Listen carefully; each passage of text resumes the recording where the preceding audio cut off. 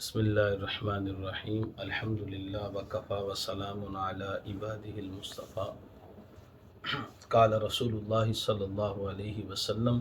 لا تدعوہما وإن تردتکم الخیر وبلغنا رسولہ النبی الکریم الامین۔ سامعین ذی وقار وزی محتشم احباب، آج کی جو ویڈیو ہے جس کے لیے ہم حاضر ہوئے ہیں وہ ہمارے دوست احباب کے کچھ سوالات ہیں، تو ہم وہ بالترتیب انشاءاللہ کوشش کریں گے کہ ہم ان سوالات کے جواب دیں۔ پہلا سوال جو یہ تھا کہ فجر کی جماعت کھڑی ہے اور جماعت کھڑی جب ہے تو کوئی شخص لیٹ آتا ہے، تاخیر سے آتا ہے، تو کیا وہ سنتیں جو ہے وہ فجر کی ادا کر سکتا ہے یا نہیں ادا کر سکتا؟ اس کے لیے شرعاً کیا حکم ہے؟ سامعین ذی وقار، پہلے تو یہ یاد رکھ لیں کہ جو فجر کی دو سنتیں ہیں، نبی اکرم صلی اللہ علیہ وآلہ وسلم نے بڑی سخت تاکید فرمائی ہے اس حوالے سے، اور سخت تاکید ہے سنت موقدہ، اور موقدہ میں سے اس کے حوالے سے سخت تاکید ہے، یہاں تک کہ علامہ شامی رحمۃ اللہ علیہ نے اس بات کو بیان فرمایا کہ سنت فجر کی جو تاکید ہے بعض لوگوں کے نزدیک وجوبی بھی ہے۔ فجر کی جو دو سنتیں ہیں بعض لوگوں کے نزدیک واجب ہیں، اور فرمایا کہ یہ فجر کی جو دو سنتیں ہیں فلا تجوز صلاتها قائدا، اسے متن میں فرمایا کہ اسے بیٹھ کے پڑھنا بھی جائز نہیں ہے، اور فرمایا بلا عذر، صحیح قول کے مطابق اسے سواری پر بھی نہیں پڑھ سکتے بغیر عذر کے، اور فرمایا ولا یجوز ترکها لعالم سارا مرجعا، یعنی کہ اگر علماء جو ہے نا فتاوی جات اور اس کی مشغولی مصروفیت ہو تو لوگوں کا آنا ان کے پاس ہو تو وہ ان کے لیے کچھ رخصتیں ہیں، لیکن فجر کی سنتوں کی رخصت ان کے لیے بھی نہیں ہے، وہ بھی نہیں چھوڑ سکتے، اسے ترک نہیں کر سکتے۔ اب کتابوں میں فتاوی شامی میں اور بدائع الصنائع کے اندر اور محنت السلوک کے اندر اور دیگر کتب کے اندر فجر کی سنتوں کے حوالے سے سخت تاکیدن حکم ہے کہ نبی اکرم صلی اللہ علیہ وسلم نے سختی سے فرمایا پڑھنی ہے، تو فقہا نے ان احادیث کے پیش نظر اسے ان سب سنتوں میں سے موقدہ میں سے تاکیدن بیان فرمایا، یہاں تک کہ فرمایا گیا یخشل کفر، اس شخص پر کفر کا خوف ہے، علی منکرہا، جو اس کا انکار کر دے، جو فجر کی سنتوں کا انکار کرے کفر تک، یعنی کہ انہیں اندیشہ ہے کہ وہ مبتلا ہو جائے، اور فرمایا قضا کی جائے گی، فجر کی سنتوں کی وتقضا، قضا کی جائے گی۔ لیکن یاد رہے یہاں پر تفصیل ہے تھوڑی سی جسے میں گزارش کروں گا، مگر یہ کہ یہ تاکید کیوں ہے میں پہلے ہی عرض کر چکا ہوں، یہ فتاوی شامی ہے اور جلد دوسری ہے، صفحہ نمبر 550 پہ یہ مسئلہ موجود ہے۔ اب نبی، یہ ابو داؤد شریف کی حدیث پاک ہے، میرے پاس 1258 نمبر حدیث پاک ہے سنن ابی داؤد شریف کی، 1258 کے اندر جو حدیث پاک ہے، نبی لا تدعوہما، تدعو، تدعو نہیں ہے، تدعوہما ودعن سے ہے، فرمایا دو سنتیں فجر کی نہ چھوڑو، وَإِن تَرَدَتْكُمُ الْخَيْلُ، اگرچہ گھوڑا تمہیں روندے بھی تو اس سنتوں کو نہ چھوڑنا، یہ ایک مبالغہ اور تاکید اور ترغیب کے لیے فرمایا گیا۔ اب اس بات کو سامنے رکھتے ہوئے اس کی تاکید بیان فرمائے گی، اشد تاکید بیان فرمائے گی، اور دیگر احادیث کے اندر، جامع ترمذی کے اندر، دیگر احادیث کے اندر فجر کی سنتوں کی بہت تاکید آئی ہے، اس لیے علماء نے سخت تاکید بیان فرمائی۔ انہی کے پیش علماء نے فرمایا کہ جو شخص لیٹ آیا ہے، اگر اسے یہ ہے معلوم، یعنی کہ گمان ہے، غالب ہے کہ میں اتحیات کے اندر شامل ہو جاؤں گا، آخری رکعت جو اتحیات ہے، امام کے سلام پھیرنے سے پہلے پہلے میں اس کے ساتھ مل جاؤں گا، تو پھر وہ ذرا سائیڈ پہ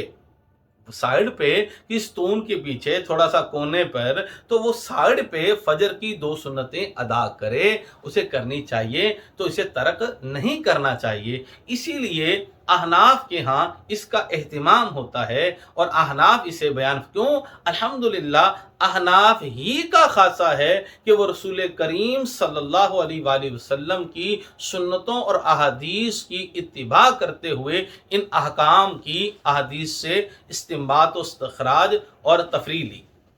اب جب یہ ہے مسئلہ تو لہذا وہ پڑھی جائیں گی۔ ہاں اگر یہ ہے کہ وہ غالب گمان یہی رکھتا ہے کہ یہ میں سلام سے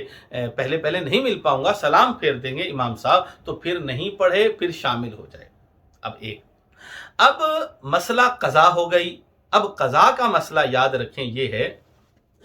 اب یہ آ گیا تاکید کیوں فرمائی؟ تو میں نے کہا احادیث کے پیش نظر رسول کریم صلی اللہ علیہ وسلم کی سنن ابو داؤد ہوگی وغیرہ، سرکار نے فرمایا یعنی کہ تمہیں گھوڑا بھی روندے تو اس سنتوں کو نہ چھوڑنا۔ یہ تاکید اتنی آئی تھی تو علماء نے تاکید فرمائی۔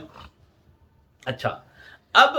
جب گھوڑا روند رہا ہے تو لہذا جب کھڑی ہے اور جماعت مل سکتی ہے تو لہذا فجر کی سنتیں پڑھے گا اور سائڈ پہ پڑھے گا۔ یہ خیال کریں گے مقتدی کے بالکل وہ نہیں، سائڈ پہ کونے پہ یا پلر کے پیچھے کوئی ہے وہاں پر اس کو ادا کیا جائے گا۔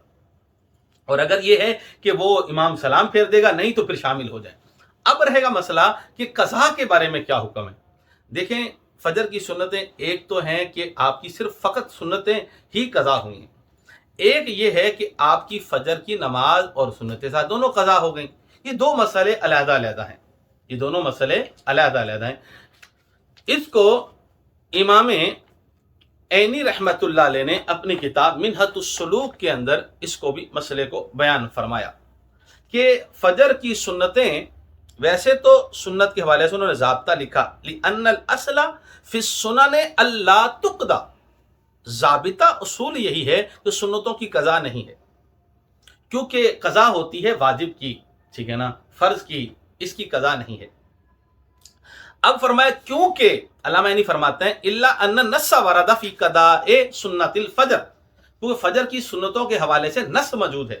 کہ لیلۃ التعریس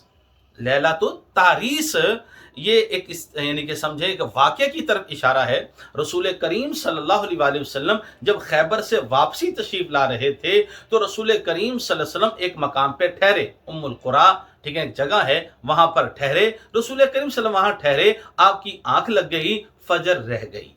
جب فجر رہ گئی اس کو واقعے کو لیلۃ التعریس کہا گیا، تو رسول کریم صلی اللہ علیہ وسلم نے اس کی قضا فرمائی، تو لہذا اس سے علماء نے استنباط فرمایا کہ اس کی قضا کی جائے گی، فجر کی سنتوں کی بھی اور اس کی بھی۔ یہ فرض کے تابع کے اعتبار سے ہے، لہذا دونوں کی قضا کی جائے گی۔ تو لہذا اگر تو ہے اس کی نماز کے ساتھ رہی تو پھر زوال سے پہلے، جیسے کہ علامہ شامی نے بھی اس کی قید کو بیان فرمایا، زوال سے پہلے، ٹھیک ہے نا، تو لہذا طلوع کے بعد طلوع اور زوال سے پہلے، تو لہذا وہ اس کو ادا کرے گا اس کے ساتھ ہی، ٹھیک ہے، اس دونوں کو پڑھے گا۔ لیکن اگر اس کی رہ گئی نماز، تو فجر 2 رکعتیں پڑھی اس نے۔ اب تیسری بات یہ سمجھنے کی ہے کہ نماز اس نے فجر تو پڑھی لیکن سنتیں اس کی رہ گئیں۔ اب مسئلہ اس میں امام اعظم ابو حنیفہ اور امام ابو یوسف رحمۃ اللہ علیہ اور امام محمد کا اختلاف ہے۔ امام اعظم ابو حنیفہ اور امام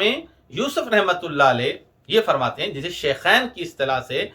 ذکر کیا جاتا ہے، وہ فرماتے ہیں قضا نہیں کرے گا، لیکن امام محمد رحمۃ اللہ علیہ فرماتے ہیں وہ قضا کرے گا، طلوع کے بعد اور زوال سے پہلے فجر کی 2 سنتوں کی قضا ادا کرے گا۔ تو لہٰذا چھپکے سے مطلب یہ کہ سب کے سامنے ظاہری بات اس کو ظاہر نہیں کرے گا، تو لہذا پڑھنا جائز ہے، امام محمد رحمہ اللہ کے قول کے مطابق پڑھ سکتے ہیں۔ باقی یہ کہ کوئی وجوبی حکم ہے کہ اس کی قضا ادا کرنا، ایسا نہیں ہے۔ بہتر ہے امام محمد رحمۃ اللہ قول پر اگر عمل ہے تو لہٰذا پھر وہ اسے ادا کرے گا، لیکن آپ اسے نہ بھی ادا کریں تو بھی ہے، لیکن اگر جان بوجھ کے چھوڑیے ظاہری بات ہے تو اس کی توبہ کرنی چاہیے۔ آپ کی غفلت ہے، اگر غفلت نہیں ہے، جان بوجھ کے نہیں ہے، تو پھر اس کی یعنی کہ عند اللہ کوئی گرفت بھی انشاءاللہ اللہ تعالیٰ معافی فرمائے گا۔ تو یہ تھا مسئلہ ہمارا شرعی، جسے ہم نے واضح کر دیا 3 پیراؤں میں۔ ایک یہ پیرایا کہ مطلقاً نماز اور فجر یہ رہ گئی، ایک یہ مسئلہ ہے کہ اس کی یعنی کہ فجر کی اکیلی سنتیں رہ گئیں، فجر کی اکیلے سنتیں رہ گئیں، اور تیسری یہ ہے کہ امام جب پڑھ رہا